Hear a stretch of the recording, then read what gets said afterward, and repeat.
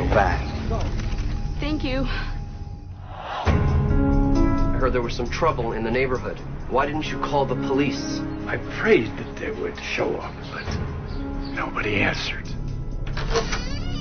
Why are you bringing me all this garbage anyway? Because you saved Hal. I didn't save anybody. You're a hero to the neighborhood. I'm not a hero. We're having barbecue. You want to come over? We've got beer, too. I might as well drink with strangers. Those guys were here the other night. What about them? Just a gang. Here's your deal. You stay away, because if I have to come back here again, it's gonna be ugly.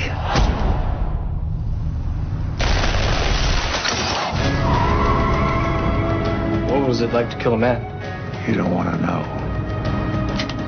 Tao and Sue are never gonna find peace in this world, as long as that gang's around.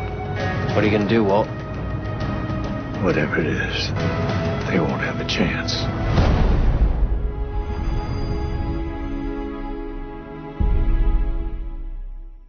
Hey, what's up, America? Welcome to On the Real with myself, Warren.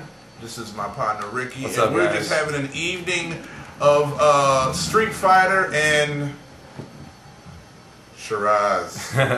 Cheers, bitches. To those who are celebrating, I want to wish a happy Fat Tuesday to everybody. Happy Mardi Gras, New Orleans representative.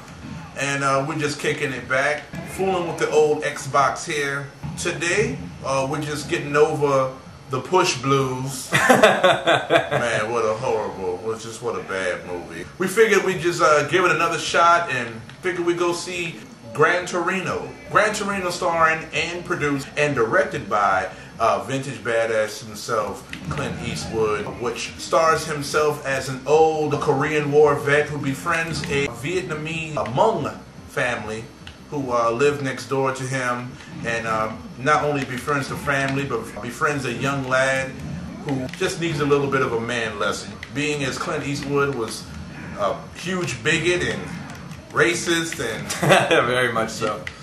Name it, that's what he was. But he indeed. Hold up, mother. Okay. Motherfucker. It was just one of those humble movies. It was just really nothing fancy, and it was just a very from the heart, deep, old school type movie. You know what I'm saying? It was just nothing. It was nothing fancy about this film as far as the directing or anything like that. It Acting, was just, really. The acting wasn't that great for some of the actors, really. No. I mean, you could tell for most of the actors. It was their first film. It was their first film, but you know, I think what just made this film a winner was the fact it came especially from the heart. Yeah. It discussed about family, about being and growing old. How wonderful it is to be at peace with yourself. The transition Clint Eastwood's character went through and his change, and to really setting aside his personal feelings and his burden and the hurt that he's accumulated over the years as this old Korean War vet, and to really open his soul to something new, a culture that it was entirely different.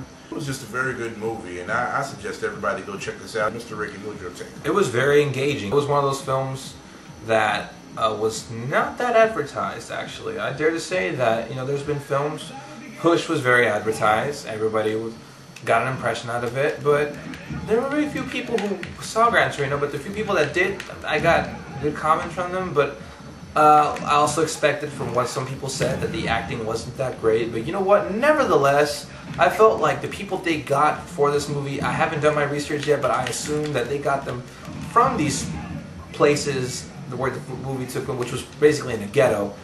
And, well, I'm sure it was a lot of these, you know, young actors' first film. But the story was engaging, the storytelling was great. Mr. Eastwood, he's not a fancy director, but he's an honest director. He flat out, and in this film, he was honest, brutally honest, and very, very profane. This probably had a lot of comic relief to his bitter character. But I was not bored. Maybe there was a bit too much bonding in the middle, finding, you know, this young character a job. But nevertheless, I think it was very important. And just the message that it gave, I think that was the number one thing about this film. It was, you know, one of those films like those attempts like Dangerous Minds, or what's another gang-related film that's been the Freedom Riders. Gran Torino, I think, would fall under that category. Not so much as to redeem the gangs that are out there, but how to fight the evil of it and how to deal with it and how there can be good within these bad communities. Because big cities such as Houston, LA, you have these cases, and I can speak from experience where you've had these cases where some people just come from other countries and just have so little amount of money they can only afford to live in these horrible places, but their children are the ones that have to deal with the bullying, have to deal with the violence, and have to struggle into doing good and becoming successful and really just finding a purpose in life.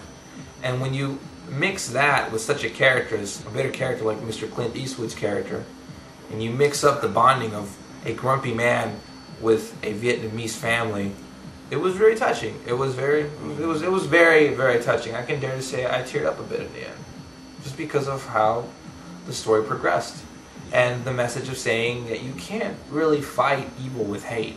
You can't. Hatred only creates more hatred.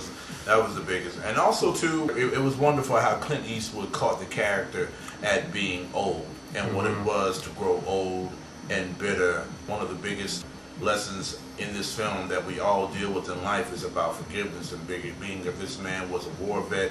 He did a lot of stuff while this character did so many things in his past during the war that he did not let go, and he was not willing to forgive himself.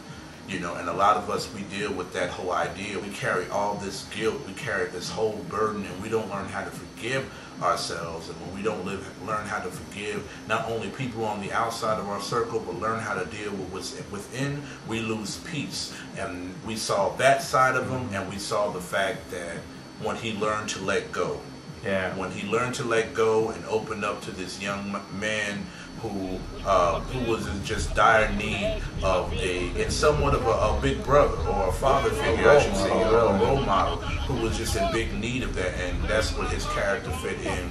And you know, and it was you know, this was a father-son film. I would honestly say, a young man. You know, if this is honestly to all the fathers who might be watching, who might have a young man who's looking for a good film to watch that y'all can share and bond, this is definitely a film for the both of you to watch. If you have little kids, Finding Nemo is for you. If you have big kids in their teens, I would say Gran Torino. Oh, definitely. Is something for you to watch. Shit. God, I hate this character so fucking much. How the fuck you beat me? You beating my ass, and you could talk at the same time. I don't understand that. I did live in I'm a little bit of America. So quick recap. Taken. Absolutely. Push. God, stay the fuck away from that shit. Please. Wait till it come on ABC Family. Don't even watch it. Gran Torino, starring Clint Eastwood. A big thumbs up. Very well done, Mr. Eastwood. We enjoyed that very much. Thank you for your hard work on your ECTs. Very. Your old ass still got it. Hell yeah. You have been watching On The Reel. That's REEL. Please feel free to holler back, leave comments, leave us your 2 cents, and tell us what you thought about your movie experience. Watchmen. One more week. I finished the comic book yesterday. We cannot wait. And we can't wait to review it for you. We will be at the premiere screening of Watchmen.